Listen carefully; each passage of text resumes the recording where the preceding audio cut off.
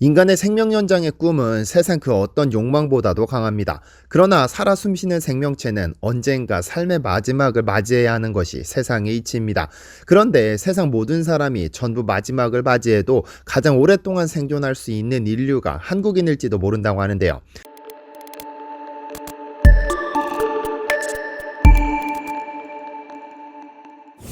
안녕하세요, 디스멘터리입니다.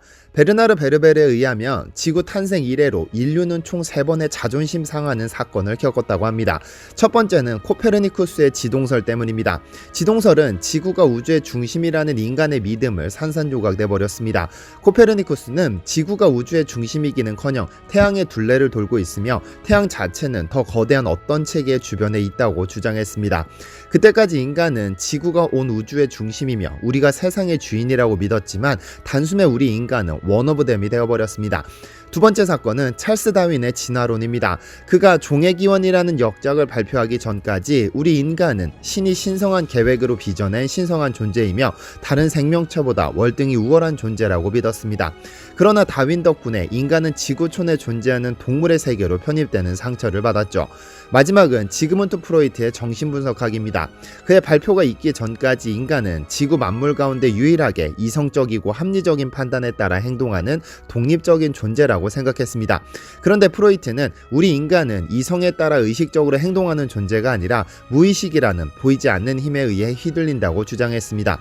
무의식의 세계를 펼쳐보임으로써 프로이트는 인간을 단숨에 보이지 않는 어린 시절의 기억에 휘둘리는 비합리적인 존재가 되어버렸습니다. 그런데 베르베르의 주장에 한 가지 사건이 더 더해졌습니다. 바로 한 한국인 때문에 온 인류는 자존심에 엄청난 상처를 입었습니다. 강대원이라는 전 세계 모든 반도체의 아버지를 넘어 아인슈타인보다 더 똑똑하다고 알려진 이휘소 박사를 넘어 한국인으로서 노벨상에 가장 가까웠던 과학자를 꼽으라면 황우석이라는 인물입니다. 그는 인간에게 무병장수라는 희망을 부풀려 주었죠. 그가 2005년 미국 전문과학 저널 사이언스에 게재한 논문에서 그는 11명의 환자 체세포를 이용해 복제배아 줄기세포를 모두 확립한 덕분에 상당히 높은 효율로 환자 맞춤형 줄기세포를 얻었다고 했습니다. 그가 던진 줄기세포라는 화두는 인간에게 무병장수라는 꿈을 갖게 해주었고 병에 걸린 사람이든 병에 걸리지 않은 사람이든 모두 장수의 꿈을 품었었죠. 그런데 현실이 될 것 같았던 황우석 박사의 줄기세포는 결과적으로 조작으로 드러났고 세상의 이치를 거스를 수 있을 것이라는 큰 희망을 뿜었던 인류는 자존심에 엄청난 스크래치를 입었습니다. 과학이니까 세상의 이치를 거스를 수도 있을 것이라는 부푼 꿈을 가졌던 인간은 세상의 이치를 벗어나면서까지 그를 믿었습니다. 그런데 모든 것이 조작이라는 사실에 인간은 자신의 어리석음을 탓하며 또다시 실망했죠. 그런데 굳이 황우석이라는 과학자가 아니더라도 한국은 이미 생명 연장의 꿈을 가장 가깝게 실현시킨 나라입니다. 보통 외국인들이 한국인을 이야기할 때는 독특한 한국 음식에 대해서 이야기합니다. 좋은 말로 발효라고 부르지만 좀 나쁘게 이야기하면 거의 뷔페에 가까운 음식을 먹는다는 것이죠. 대표적으로 김치나 된장, 청국장, 막걸리 등등 신선한 상태의 재료가 아닌 발효된 음식이 한국을 대표하는데요. 하지만 이런 발효 음식 덕분에 한국이 전 세계에서 가장 오래 사는 장수국가 중 하나라는 사실을 아시나요?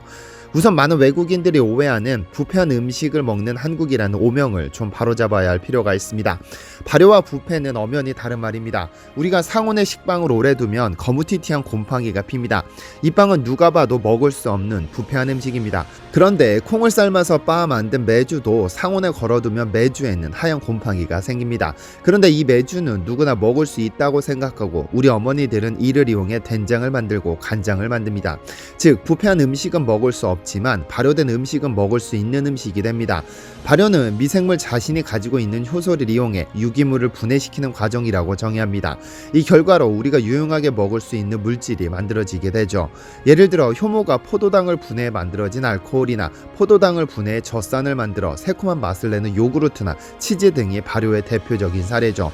다른 말로 인간이 관리하는 것은 발효, 인간이 관리하지 않는 것은 부패라고 볼 수 있는데요. 그러나 발효도 너무 오래되면 부패가 되기도 합니다. 우리가 김치를 담아 주구장창 실온에 꺼내둔 상태로 보관하는 것이 아니라 김치 냉장고에 보관하는 이유는 적당한 유산균이 만들어지도록 관리해주는 것입니다. 한국은 전통적으로 쌀을 주식으로 하는 식생활에 채소를 즐겨 먹었습니다.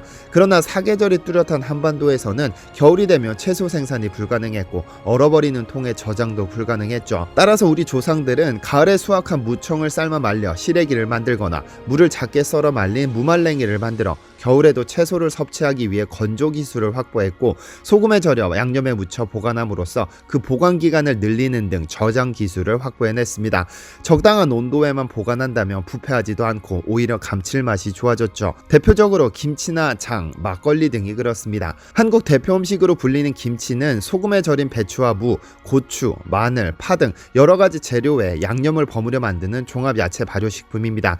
김치를 소금에 절여 보관한다는 것은 양념과 배추 속의 수분이 삼투압 작용으로 서로 교환시키는 것입니다. 이런 작용을 통해 채소의 풋내가 사라지고 미생물과 효소가 작용해 김치가 숙성되죠. 김치를 발효함에 있어서 가장 중요한 것은 미생물의 작용입니다. 김치 숙성에 필수적인 젖산균은 산소 없이 생존하는 세균으로 일반 세균에 비해 영양이 풍부한 환경에서만 번식합니다. 따라서 김치를 보관할 때 공기를 최대한 빼주는 이유가 바로 일반 세균의 번식을 막고 젖산균의 번식을 높이기 위한 것입니다. 김치의 특징 중에 하나는 마늘을 사용한다는 점입니다. 마늘은 만약 대량으로 재배가 불가능했다면 산삼보다도 더 귀한 대접을 받았을 것이라고 하죠. 그만큼 영양분이 많다는 의미일 텐데요. 마늘에는 마늘 특유의 알싸한 맛을 내는 알리닌이라는 물질과 스코르진 등 다양한 성분이 들어있는데, 이것이 체내에서 힘을 만드는 비타민 B1과 결합해 몸 밖으로 배출되는 것을 막아주기 때문에 강장 효과를 갖습니다. 또한 신경 안정작용과 피로 회복에도 도움을 주죠. 또한 마늘의 살균력은 어마어마합니다. 마늘에는 알릴설파이드라는 자극성 물질이 포함되어 있는데, 이 물질이 대장균, 포도상구균 등에 대한 살균 효과는 페니실린보다도 더 강력하다는 사실이 미국 시사주간지 타임에 발표되기도 했습니다. 사실 인간의 장수 비결 중에는 적게 먹는 소식이 필수적인 것으로 알려져 있습니다. 왜냐하면 인간은 활동에 필요한 에너지를 얻기 위해 음식을 섭취하지만, 음식이 체내에서 다른 성분과 만나면서 독소를 만들어내고 독소가 축적되면서 체내에서 병을 만드니까요. 그래서 적게 활동하면 적게 먹을 것이고, 적게 먹으면 체내에 축적되는 독소가 적어지게 되므로 자연스럽게 오래 살 수 있는 것입니다. 그런데 보통 사람들은 가만히 앉아서 명상하며 평생을 보내는 존재가 아닙니다. 자신의 꿈을 실현시키기 위해 끊임없이 움직여야 하고, 움직이면 움직일수록 에너지가 필요하고, 이 에너지를 음식물로 채워 넣습니다. 이렇다 보니 체내에 축적되는 독소를 잡아주는 것이 바로 장수의 비결일 텐데요. 우리나라 식단의 3대 양념인 간장, 된장, 고추장도 대표적인 발효 제품인데, 이러한 장을 만드는데 반드시 필요한 것이 바로 콩입니다. 그런데 콩의 원산지가 한국이죠. 5,000년 전 한반도에서 시작된 콩 재배가 전 세계로 전파되어 이집트의 후무스를 만들고, 브라질의 페이조아다를 만들고, 중국의 두반장을 만들고, 일본의 나또를 만들었습니다. 이탈리아의 campo디멜라나 일본의 오키나와는 대표적인 장수마을로 꼽히는데, 이들이 공통적으로 섭취하는 음식이 바로 콩입니다. 우리 몸을 구성하는 세포는 무려 60조 개라고 합니다. 이들의 주성분이 단백질이죠. 이러한 단백질을 적게 먹거나 질 나쁜 단백질을 섭취하면 건강함은 꿈도 꿀 수 없습니다. 이제까지 우리 인간은 소고기나 우유, 계란 등이 최고의 단백질 공급원으로 생각해왔고, 소위 건강을 지키는 비결로 꼽아오기도 했습니다. 물론 이런 음식도 나름의 역할을 하고 건강을 해치는 것만도 아닙니다만, 문제는 이들이 썩으면 독이 됩니다. 그래서 공해식품의 대명사라고 부르죠. 그런데 한국 식단의 3대 양념의 베이스가 되는 콩이 독소를 청소해주는 대표적인 물질이라는 것을 아시나요? 건강을 주제로 하는 책을 집필하는 일본의 한 작가는 해로운 음식을 섭취하지 않아서 건강해지는 것이 아니라 콩을 베이스로 하는 두부나 콩 제품을 먹는 것이 진정한 장수의 비결이라고 말했습니다. 콩은 우리 몸속에 누적된 독을 청소해주고 혈관을 깨끗하게 만들어줍니다. 게다가 콩은 썩으면 된장, 청국장이 되어 유산균을 만들며 더 풍부한 영양분을 머금으니 이보다 더 훌륭한 장수식품은 없죠. 한때 한국에서 매일같이 먹는 장을 만드는 메주가 발암물질을 대량으로 함유하고 있다는 발표가 있었습니다. 전통적인 방법으로 메주를 띄울 때 생기는 곰팡이가 천연 발암물질 중 가장 강력한 아플라톡신을 생산한다고 말이죠. 그런데 한국인들에게만 암이 발병하는 것이 아니라는 증거로 학자들이 연구한 결과 메주가 오히려 항암 성분을 지닌 건강식품이라는 연구 결과가 도출됐죠.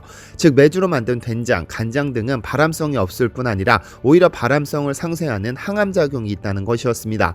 그런 항암 물질을 대량으로 함유하고 있는 음식을 음식을 매일같이 섭취하다 보니 한국이 자연스럽게 장수국가가 된 것이 아닐까 합니다. 인간은 필연적으로 환경의 영향을 받습니다. 한반도에 터를 잡고 살아온 조상들은 일부러 사계절이 뚜렷한 한반도를 선택한 것이 아닙니다. 지정학적인 위치상 한반도의 사계절이 뚜렷했던 것이고 우리 조상들이 한반도에 들어와 산 것이죠. 이런 환경에 적응해서 살기 위해 우리 조상들은 겨울에도 채소를 섭취하고자 건조 방법을 발달시켰고 저장 방법을 발달시켰습니다. 그리고 5,000년 전부터 한국 어디에서나 쉽게 발견할 수 있었던 콩을 재배하기 시작하면서 우리 조상들은 콩으로 만든 된장, 청국장, 간장 등을 만들어 섭취했죠. 만약 한반도에 콩이 없었다면 불가능했을 음식이었습니다. 그러나 다행스럽게도 오랜 세월에 걸쳐 김치든 된장이든 청국장이든 외국인들은 꺼릴 수 있는 음식을 거의 주식처럼 섭취해오면서 한국이 세계에서 가장 오래 사는 장수국가가 된 것은 아닐까요? 시청해주셔서 감사합니다.